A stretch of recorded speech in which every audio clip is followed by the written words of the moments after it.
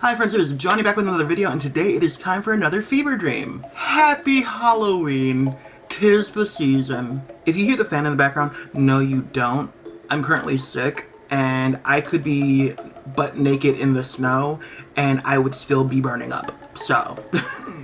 But yes, it is the Halloween season, and as such, it is time for another ooky spooky fever dream. Now last year I did the first Scary Godmother movie. And of course that means this year I had to do the second Scary Godmother movie. I mean, think of it. It has to be done. If not now, then when? So let's just jump right into it because I want to get back to the spooky realm, okay? I want to see our favorite spooky creatures. Roll the intro.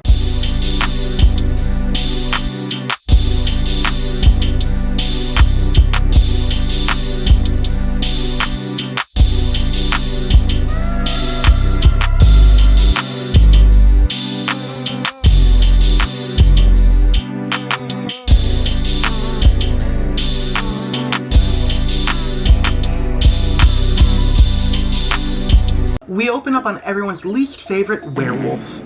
No, not him, but almost as Harry. Harry! And Harry is unfortunately our narrator for this movie, and has somehow taken over a TV station? Like, I know that the joke is all furries work in IT, but I don't think they mean it like that. But we find out that Harry still owes Scary Godmother for last Halloween. And if you don't know why he owes her for last Halloween, go check out my last Scary Godmother video. You'll find out everything there. Or you can watch Scary Godmother itself. But my video's fun. It's like watching it with a friend. In true Harry style, he's been trying to avoid any of the work that Scary Godmother's been giving him, so she lets him play storyteller. But... Fine! But when you're done, I need you to separate the dragon's eggs for my special flambe souffle. Ooh, separate the whites from the yolks? No! Separate the eggs from the dragons. We then get reintroduced to the main bully of the first movie, Jimmy, with his newfound PTSD and trauma. His friends Bert, Daryl, and Katie come to visit him and accidentally trigger some traps that Jimmy put out for monsters. It's only 7.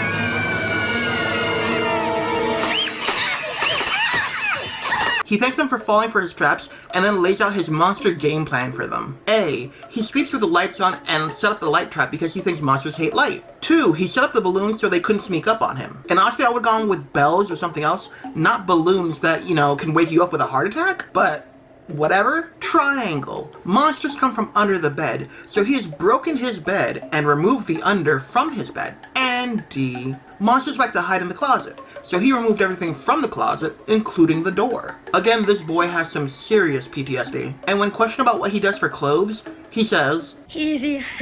I just wear the same thing every day.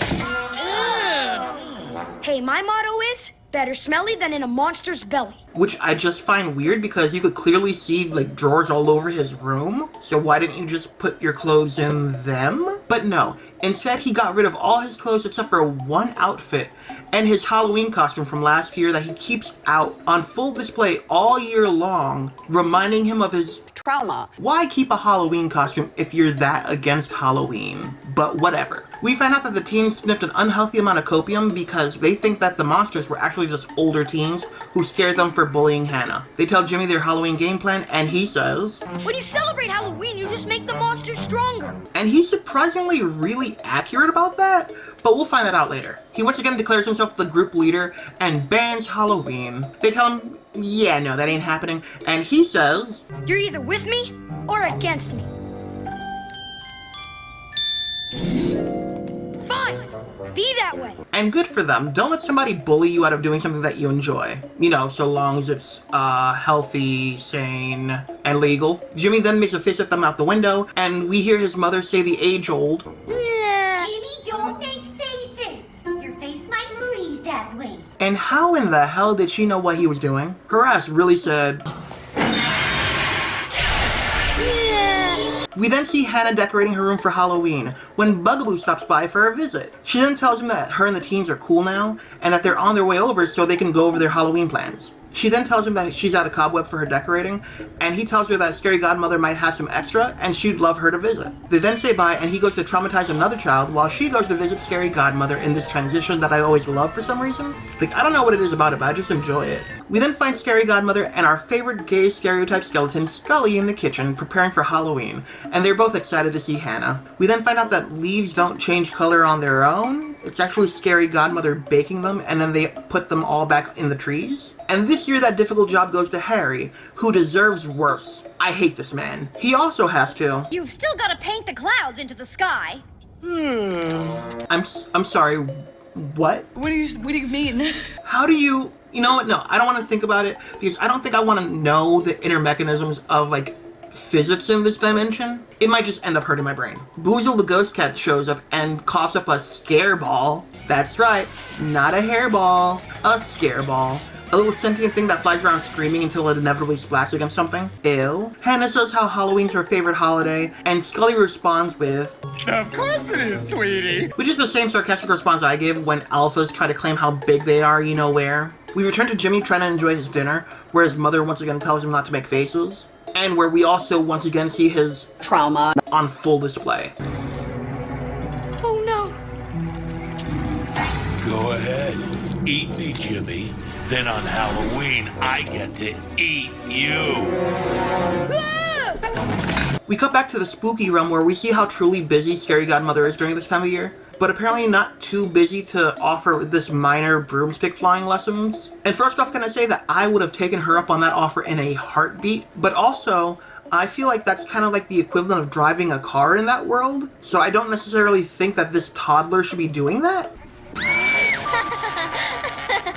But Hannah tells Scary Godmother that she's out of cobwebs, and Scary Godmother starts knitting her new cobwebs, but then proceeds to fold them like a very stiff sheet of paper? We then get this weird continuity issue where Hannah says that she was supposed to call Jimmy, but just a few minutes ago she told Bugaboo that him and the other teens were supposed to be on their way to her house. So which is it, Hannah? The lies! There you go. But she calls Jimmy on Scary Godmother's spell phone to ask him if he's going with them pumpkin picking tomorrow, and he says no, to which she says, But you can't have Halloween without pumpkins. He then gets the idea to destroy Halloween, and starts to make an evil face, to which his mother once again tells him, don't make that face, it'll get stuck that way.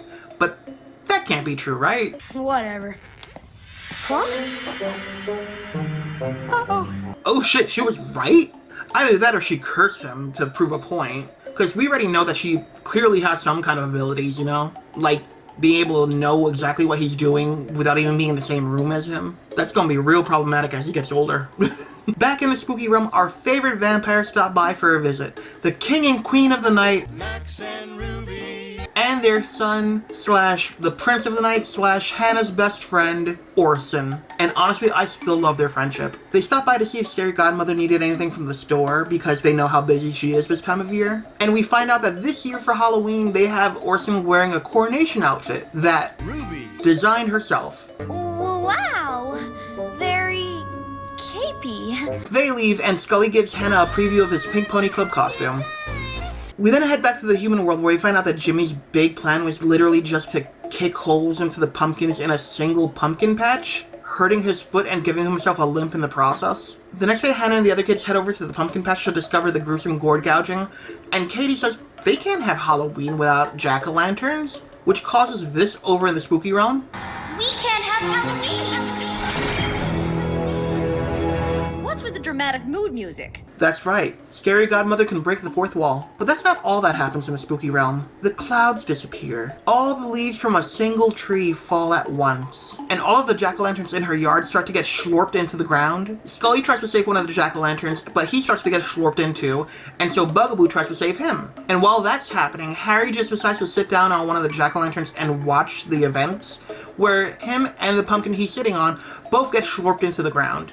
Good. Let him die. But oh no, both Scully and Bugaboo get slurped in too. I don't want them dead. And Scary Godmother's left staring there in horror as all of her pumpkins, her friends, and Harry are all slurped away, probably never to be seen again. And can I just say that that seems a bit excessive? You know, like a single teen did something that teens have been doing since even before my parents were kids in a single pumpkin patch, and it caused that much devastation in the spooky realm? It changed nature. Two people and a Harry can be presumed dead because a single teen kicked in some pumpkins at a pumpkin patch. Again, excessive. But back on Earth, we see the kids debating other produce that they could use to make jack-o'-lanterns. You know, like lettuce, and broccoli. And I found this to be a cute nod to the fact that pumpkins weren't what people used originally for jack-o'-lanterns. Originally, it was turnips. Turnip? For what?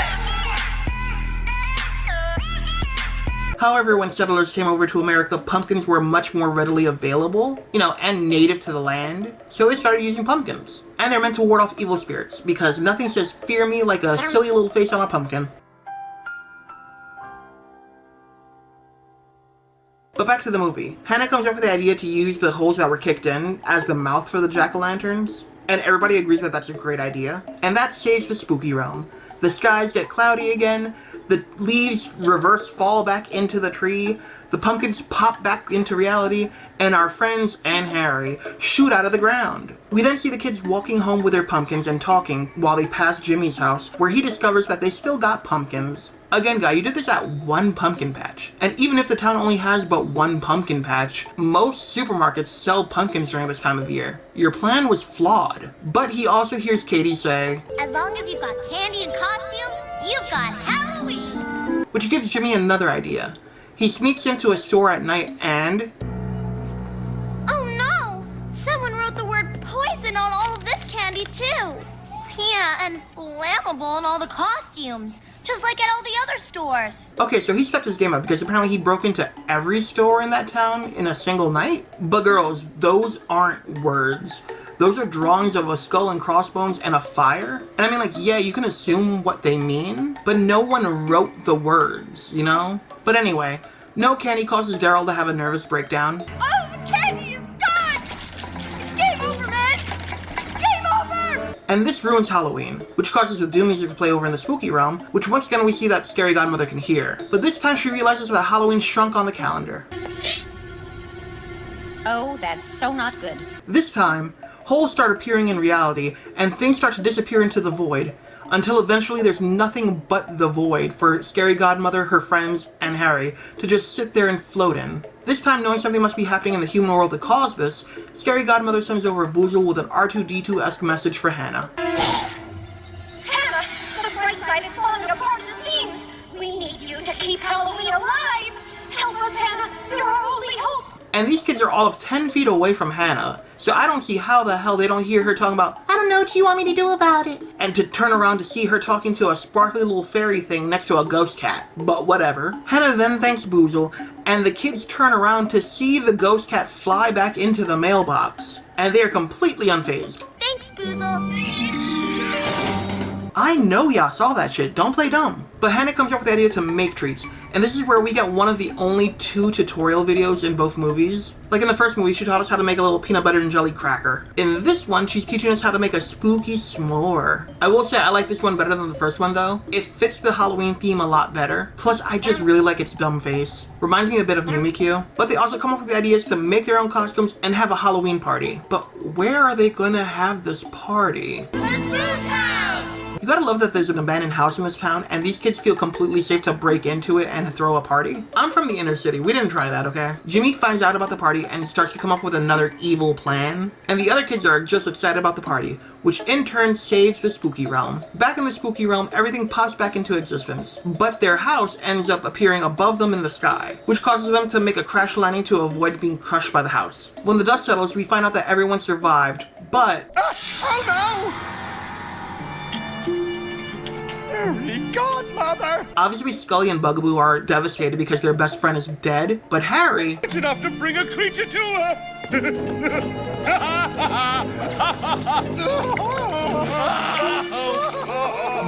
Yeah, he dances with joy. See? He's trash. Not only are you celebrating the death of somebody that was supposedly your friend, but you're celebrating while 2 more people who are also supposed to be your friend are heartbroken. Like the bare minimum you could do if you're not feeling it yourself, you could at least comfort them. But don't worry, Scary Godmother's alive. It just looks like her stockings got snagged by the house when they were making their escape somehow. Back in the human world, we find out that Jimmy's big evil plan was just to toilet paper the spook house, which again is just a very common thing for kids and teens to do on Halloween. But oh no, Halloween's ruined, In the spooky realm, they can't catch a break because... Is something wrong with Halloween on the calendar? Nope, Oh, good. there is no Halloween on the calendar! This time the whole realm didn't cease to exist, even though that would make more sense considering Halloween ceased to exist. Instead, the trees, Scary Godmother's house, and Harry's shirt disappear. But wait! There's more! Scully falls apart, Bugaboo shrinks, Scary Godmother becomes a shiny variant of herself, and the vampires become humans, with rosacea. Back on Earth, Hannah saves the day yet again, by just telling everybody that the toilet paper looks like ghosts. That's it. And everyone's just like, yeah, okay, we could say that as decorations, sure, whatever. Yeah, that works. Both ruining Jimmy's evil plan, and saving the spooky realm yet again. And as all the monsters return back to normal, we get this moment that I've always loved. My whole life passed in front of my eyes! How was it? Fabulous. It's not super funny, but it's silly enough that it always makes me smile. Hannah tells the kids that she has a surprise for them inside the house, and everyone gets excited, not realizing that the surprise is being fucking spirited away. The one thing that Hannah learned from Scary Godmother isn't a love for Halloween or how to ride a broom. No. It's how to abduct children into a different dimension. The kids and the monsters hit it off. And then we find out about a prize for the best costume, which, of course, Harry instantly tries to take, but Scully stops him from doing that by saying, I'm not sure. Scary Godmother said something about filling it with wolfsbane. Harry runs off taking Katie to dance, and Jimmy sneaks in during another dance montage in the Rainbow Realm to the Scary Godmother theme. I mean, they even do the Thriller, and Harry does the one positive thing he's done in his whole life, and unalives a child. Goodbye, Jimmy. Max and Ruby. Have Orson go to change into his coronation outfit. And knowing how miserable that outfit makes her friend, Hannah shows us how skilled she is at manipulating people by manipulating Max into letting Orson not wear the outfit. Scully helps Hannah by giving her part of his costume to let Orson wear instead. And I just think that this part is cute because it shows how much all of them really care about each other, you know, aside from Harry. Orson, now all Orville pecked down, goes to enjoy the party, and Scary Godmother and Hannah have this cute moment that I also find funny. Looks like you're saving everybody today. It was nothing. It was us that were almost nothing. You used your imagination and love of Halloween to save the day, and that's the greatest magic of all. Cornball. It's dumb, but I just really like the comedic timing of Scully there. We find out that Scary Godmother has social anxiety. I always say, the more the scarier. And then they all gather together to find out who won the grand prize. But the prize is missing. We find out that Jimmy's still alive and that he stole the prize. He mentions that there's candy inside, and Harry's fat ass senses pick up on that, which causes him to go completely feral and attack. Candy?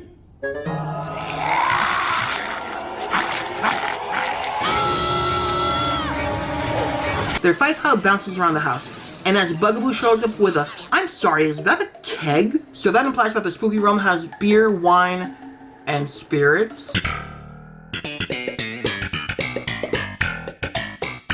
I'm sorry. But their fight cloud knocks Bugaboo out of the way, as both Jimmy and the prize fall out of the cloud, and Harry goes launching out of the house. Jimmy and Bugaboo both see each other and scare each other. Jimmy because Bugaboo has been the source of his trauma and PTSD all year, and Bugaboo because he can smell that Jimmy hasn't showered in a year. Scary Godmother declares that Jimmy should be the winner because he scared Bugaboo, and that's a hard thing to do. So she both cleans him up and fixes whatever the hell happened to his face with her magic. Hey, I did scare the scariest monster around, didn't I? Yeah. And Hannah tells Jimmy to smash the prize open, but apparently he has newfound trauma and asks her to help him with it. They smash it open and everyone enjoys the candy, except for Harry who got locked out of the house by Scully. Good. Doggy afuera. And we end with Scary Godmother giving Hannah a ride on her broom, as they say, Happy Halloween to all, and to all a good fright. and that was Scary Godmother 2. Honestly, doing a video for both the movies has caused me to grow an even fonder attachment to these silly movies. However, I will say that the lesson behind this movie isn't the best. I mean, Jimmy essentially ruined Halloween for an entire town without any ramifications. If anything, he won a prize immediately after trying to steal it. And yeah, you could say Halloween wasn't ruined, but just because Hannah and her friends figured out something to do, doesn't mean that the rest of the town did. There were still no candy, costumes, or pumpkins. And while on the topic of everything that Jimmy did, and how devastating it was to the spooky realm, it made me think that maybe each town, city, state, country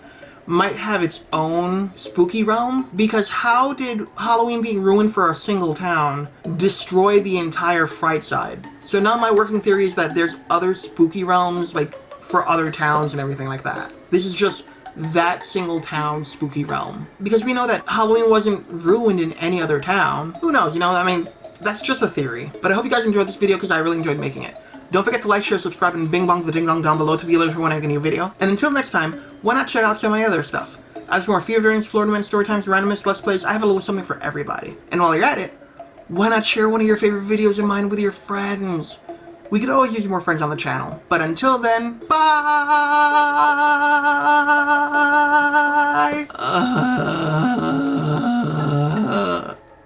صرف من ذكي من نعيم مرني والله